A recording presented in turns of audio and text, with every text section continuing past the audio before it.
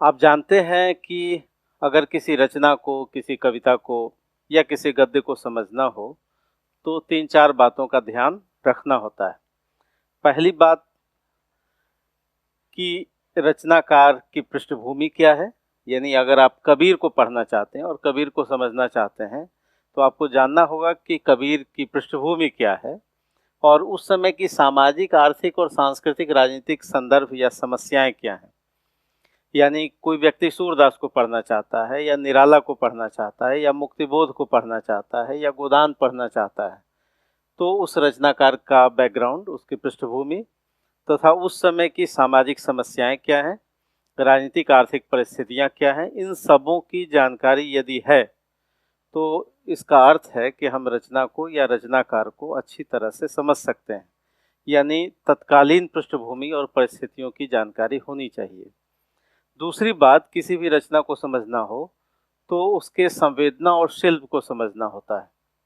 संवेदना पक्ष, संवेदना पक्ष का सरल अर्थ है कि विषय क्या है, या उसका भाव पक्ष क्या है, या उसका कथ्य क्या है, या उसका विचार क्या है। ये सब समानार्थी शब्द हैं। संवेदना को ही अनुभूति कहते हैं, विषय कहते हैं, विचार कहते हैं, समस्या पक्ष कहते हैं, भाव कहते हैं या कथ्य कहते हैं।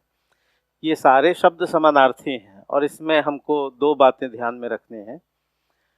जो विचार पक्ष है या जो अनुभूति पक्ष है, उसमें दो बातें ध्यान में रखनी है। एक तो क्या कहा गया है, यानी रचनाकार कहता क्या है, किन शब्दों का प्रयोग करता है, और दूसरा उसके माध्यम से कहना क्या चाहता है।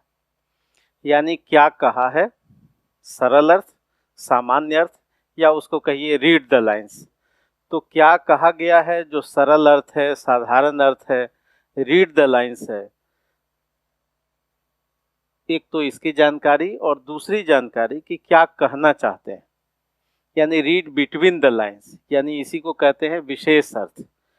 तो कोई भी चीज कही गई है, कोई कविता लिखा गया, कोई कहा गया, जैसे उदाहरण के लिए तुलसीदास ने लिखा रामचरितमानस के सुंदरकांड में, और आपको निश्चित रूप से याद होगा, बहुत पॉपुलर दोहा, प्रविसी नगर कीजय सब काजा, हृदय राख कौशलपुर राजा।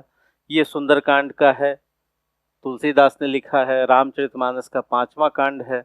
प्रविसी नगर कीजय सब काजा, हृदय राख कौशलपुर राजा। इसका मतलब ये है कि हनुमान जी को कहा गया कि आप प्रवेश कीजिए नगर में, सब काम संपूर्ण होंगे, अच्छे से हो जाएगा।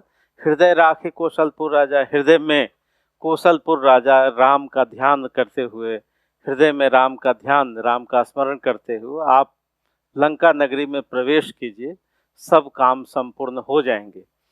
ये लंका की द्वारपाल कह रही है, हनुमान जी को कह रही है।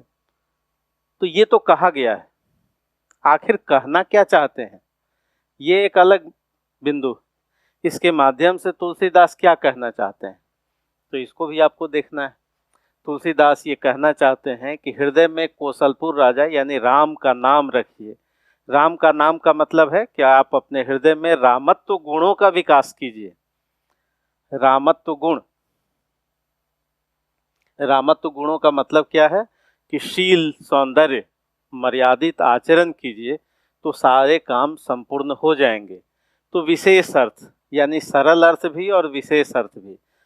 ठीक उसी तरह से अगर एक और पंक्ति देखिए कि सूरदास कह रहे हैं कि ऊधो कोकिल कूजत कानन, ये भ्रमर गीत सार का है, और भ्रमर गीत सार में ऊधो गोपी संवाद, ऊधो जी को गोपियां कह रही हैं कि हे ऊधो, देखिए कोयल कूक रही है जंगल में। ये सामने देखिए प्रकृति में, जंगल में, प्रकृति में कोयल कूक रही है, कोयल की जो मीठी आवाज़ है वो सुनाई दे रही है। तो कोयल कोकिल कूजत कानन, अब ये तो कहा गया है, लेकिन आखिर गोपियां या सूरदास कहना क्या चाहते हैं, इसको भी समझना होगा।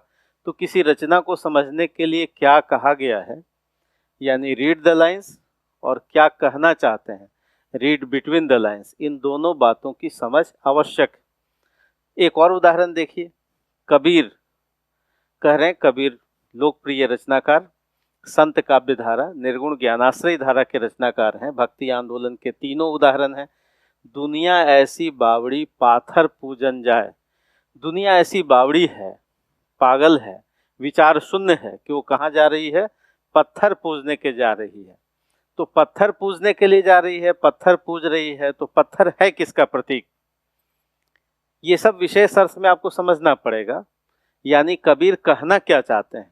कबीर कहना चाहते हैं कि तार्किक हो और वैचारिक रूप से प्रगतिशील हो, यानी आप में तार्किकता का विकास हो। तो ये क्या कहना चाहते हैं, इस पर भी विशेष बल देना है, क्या कहा गया है और क्या कहना चाहते। और एक तीसरा बिंदु है जिसको आपको जानना है, और वह है शिल्प पक्ष, यानी अभिव्यक्ति पक्ष और कला पक्ष।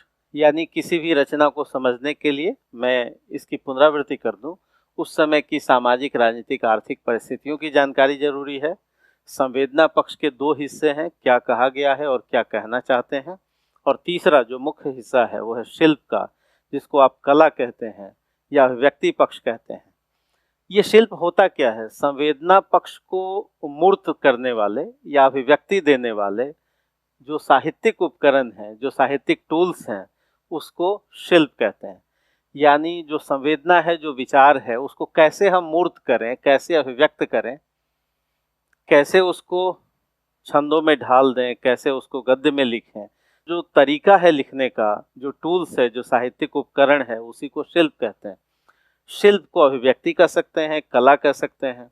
और शिल्प के जो रूप हैं वो हैं, बहुत सारे अंग हैं उसके, जिसमें काव्य रूप है, भाषा और शब्द प्रबंधन है कि कौन सी भाषा ली गई, कौन से शब्दों का प्रयोग किया गया, बिंब योजना क्या है, ठीक उसी तरह से अलंकार क्या है, छंद योजना क्या है, नाटकीयता क्या है, द्वंद्व योजना क्या है, प्रतीक क्या है, शब्द शक्तियाँ क्या हैं, मुहावरे क्या प्रयोग किए गए।